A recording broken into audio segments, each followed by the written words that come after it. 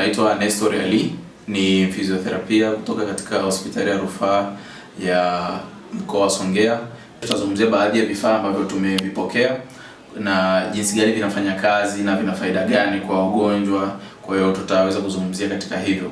Tuna kifaa kinachoitwa tilting table ambacho ni kitanda kwa ajili ya kuwasimamishia wagonjwa ambao wanakuwa ni bedridden ama wale wagonjwa waliolazwa kwa muda mrefu wamekosa mijongeo, lakini pia tunatumia kwa wale wagonjwa stroke ambao mara nyingi wanakuwa walikuwa admitted. So tunapoanza process ya recovery kwa ajili ya kuja kurudi kwenye utendaji wa majukumu ya kila siku, kutembea na kusimama na kufanya kila kitu, tunatumia tilting table ambao tunawasimamisha, maana watakuwa wamefungwa, atasimamishwa kwa ajili ya kuongeza ubora wa mifupa, kuongeza walau nguvu kwenye misuli yao, kuhakikisha tuna stimulate ama tunahamasisha misuli pamoja na mishipa ya fahamu kufanya kazi na kukumbuka zile kazi ambazo kwa zinafanyika, kuongeza mzunguko wa damu kwenye eneo la chini especially miguu baada ya kuwa tumewasimamisha.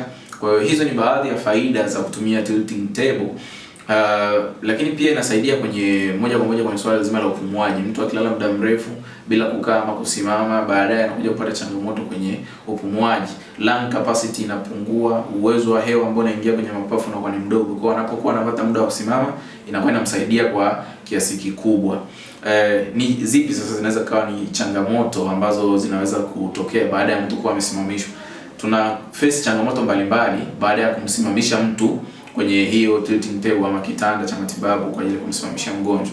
Baadhi ya changamoto ni kwamba kuna baadhi ya wagonjwa huzimia wakiwa wamesimama pale, wengine hupoteza fahamu ghafla, lakini kuna baadhi ya wagonjwa wengine wanapata changamoto ya kupata kichefuchefu, wengine wanatapika, wengine wanajisaidia. Kwa nini labda wanajisaidia? Ni kwa sababu muda mwingi wakati amelala bowel zinakuwa zimepungua, bowel movement tumboni zinakuwa ni kiwango cha chini.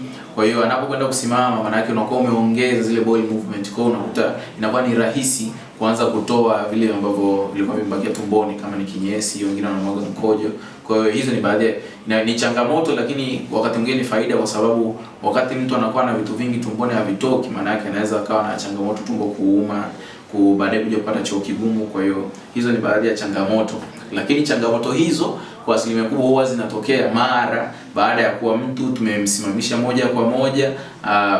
Alikuwa amelala na amefika, tumemsimamisha bila kufuata hatua ambazo tuna baadhi ya hatua tunaenda kwa degree mbalimbali ama engo mbalimbali ambazo tunahitaji mtu mpaka aje afike kwenye nyuzi 90 kusimama kama ambavyo watu huwa tunasimama.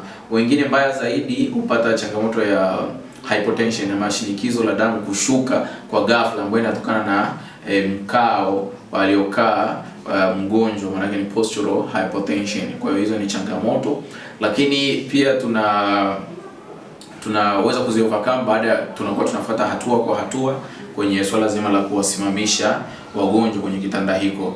Hivyo sasa hivi tunazidi kuongeza vifaa siku hadi siku kwenye idara yetu, na hapo mbeleni nafikiri tutaendelea kuzungumzia vifaa vingine.